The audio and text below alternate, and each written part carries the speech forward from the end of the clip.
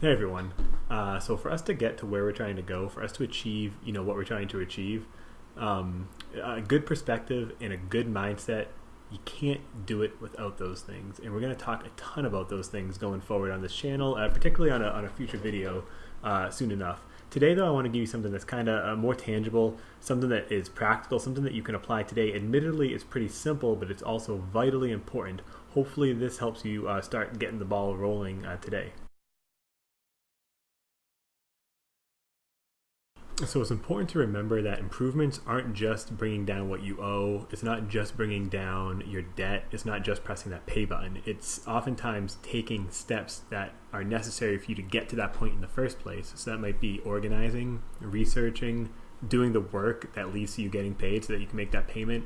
Anything that's keeping you from pressing that pay button, if you can kind of conquer that, well, then that's an improvement, or it's a step forward at least.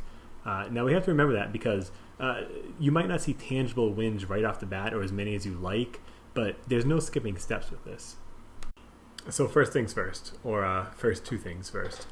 One, do you know how much you owe? Two, do you know who you owe that to?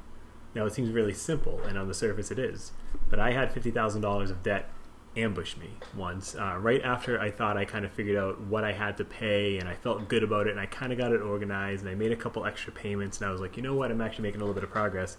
$50,000 came and kicked me right in the teeth. I didn't realize that my dad had some Parent Plus loans, and I don't think he realized it either, and he wasn't paying those.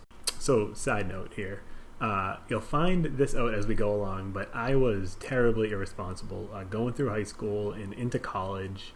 I just didn't understand money, so I ended up with a ton of, that's how I ended up with this kind of burden here, this obscene number of student loans. Out of the 125,000 or so that me and my wife have, just about 100,000 of those are mine alone.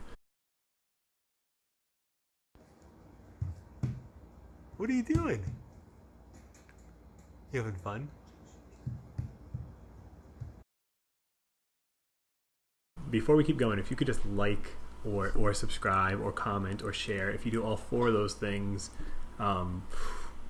boy, thanks. So listen, moving on.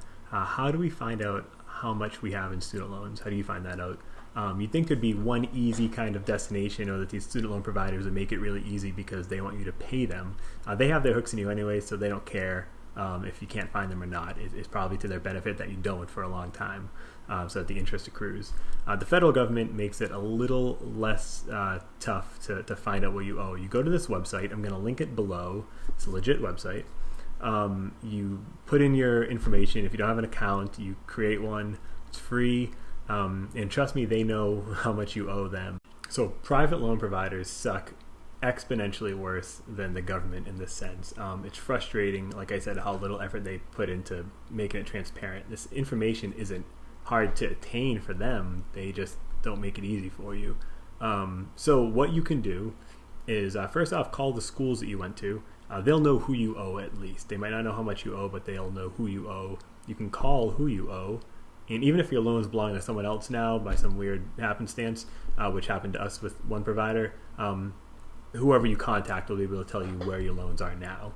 Now, if you want kind of a flawless, as close to one-stop shop as you can get, your credit report is actually the best way to go about that. I'm going to link below another safe, legit link, and you run a credit report. They'll tell you exactly what you owe, how much you owe, to who you owe, and I'm not just talking student loans. I'm talking credit cards. I'm talking car loans. I'm talking the lunch lady.